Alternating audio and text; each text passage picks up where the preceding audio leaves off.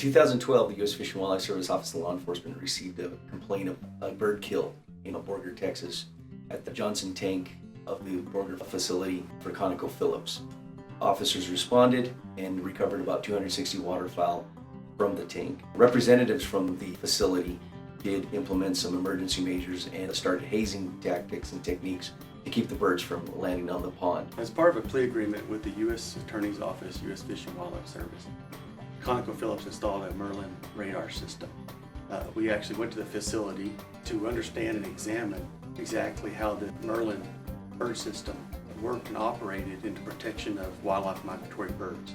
One of the first places we went was the facility's operations center, where they showed us how it's programmed and how it's used throughout the whole complex. Anytime a corresponding LRAD or speaker fires, then the laser for that zone would fire off as well.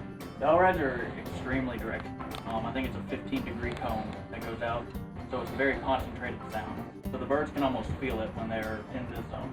It's also why we need so many speakers, because since it's so concentrated, we have to really cover every little aspect.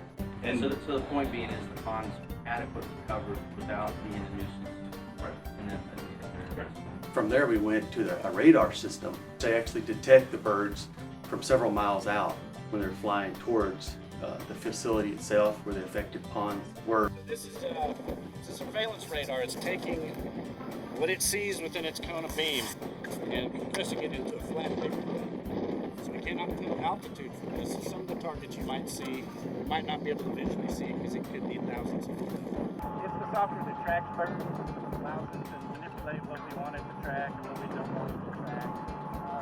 Our prime variables are, of course, speed, reflectivity, and size. Basically, you're trying to not track grass, not track trees, shrubs, and branches, and still get the small birds. We have a single computer. It holds all our data. What we do have are daily track plots, where it takes all the activity that was written into a database by Merlin server, and it track plots it into 15-minute windows so you can see what occurred where, and you can basically determine if you had an issue, where they came from, how reflective it was, and where they went to after. From that area we went to the LRAD in the deter unit. They showed us different sirens and lasers and different sounds, approximately 83 that they installed.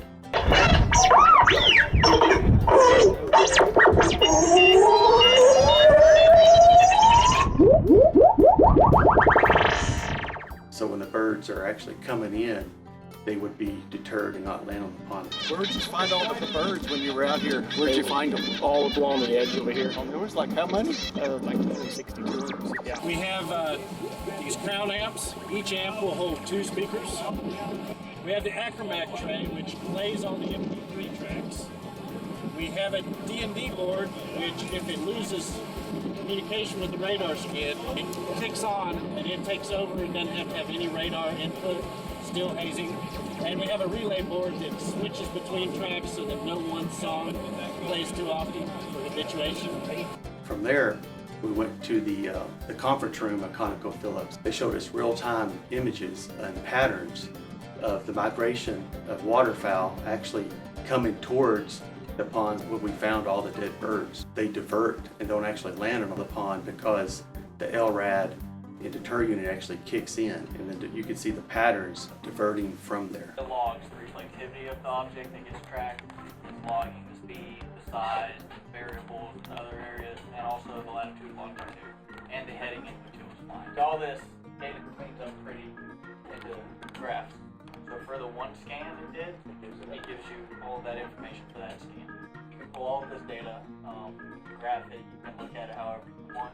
Historically, as years go by, we determine what days are likely to show, what hours of the day we could respond. So you would see peak during You would see, correct. So you would see much higher numbers the farther right you go once you get into spring session. This color chart up here is directionality. Okay? So these yellows right here means they are flying in this direction. Coming and going. Correct. Yeah, that big blue streak on the far right, that's just highway traffic. So We could differentiate where you didn't track that anymore, but then a very large flock that had a similar reflectivity value would disappear. The Office of Law Enforcement's highest priority is to protect fish, wildlife, and plants and their habitats from the exploitation and from industrial hazards. Overall, I think at the end of the day, the meeting with Conoco Phillips and looking at the Merlin radar system, I think is very beneficial to our wildlife and migratory birds. Since the installation of the system, we haven't had any reported migratory bird deaths.